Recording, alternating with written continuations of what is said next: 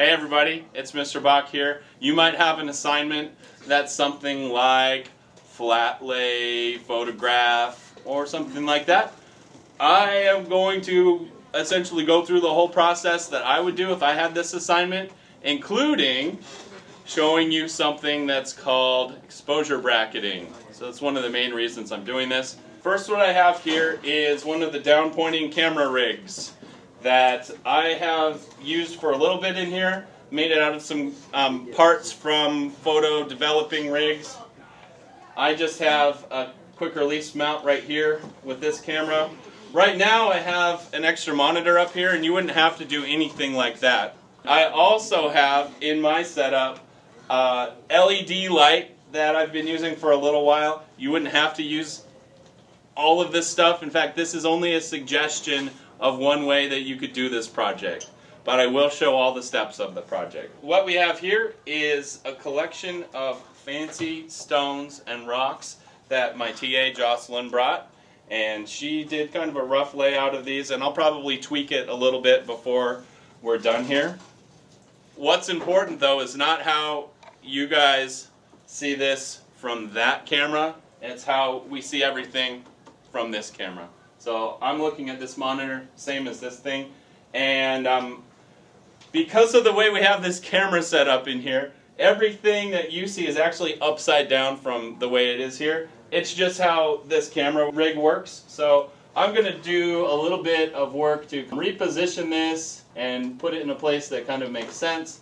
I want it to go a little more centered, and I'm probably going to kind of arrange stuff a little bit so it fits the squareness of the rectangle in the guides on this camera, because I think that's about the aspect ratio that I want to use.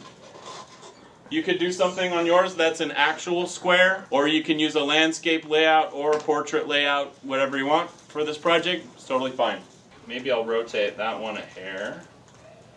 Oh yeah, that's kind of working. I got some negative space and some positive spaces kind of working. I think we've got something that's going to work here.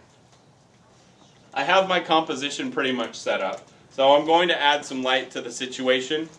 You could use any kind of light source that you want.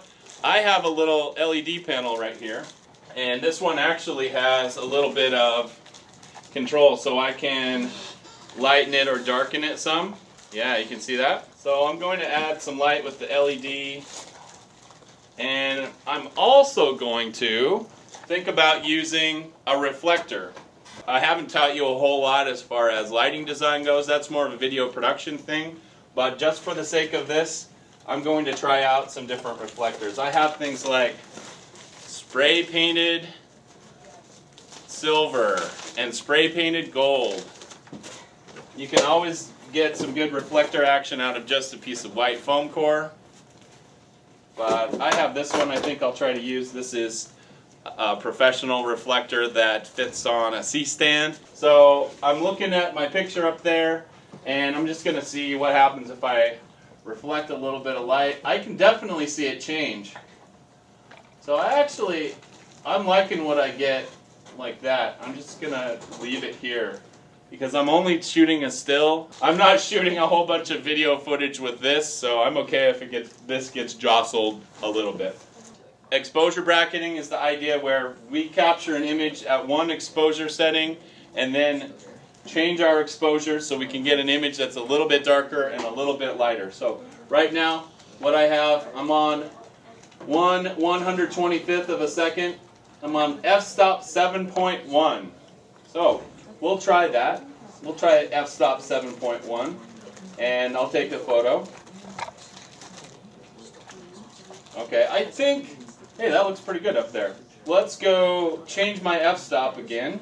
I'm going to be rotating this dial up here, which is changing the iris, which is signified by an f-stop. So if I go shoot an f-stop 6.31, I can see at 5.6 it's noticeably brighter. So let's try that 6.3.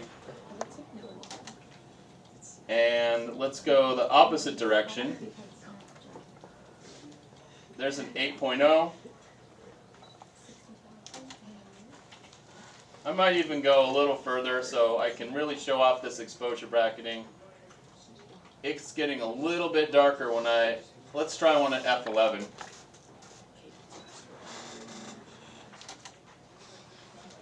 Nice. At this point I have more than 3 stills that I can use and upload for this assignment.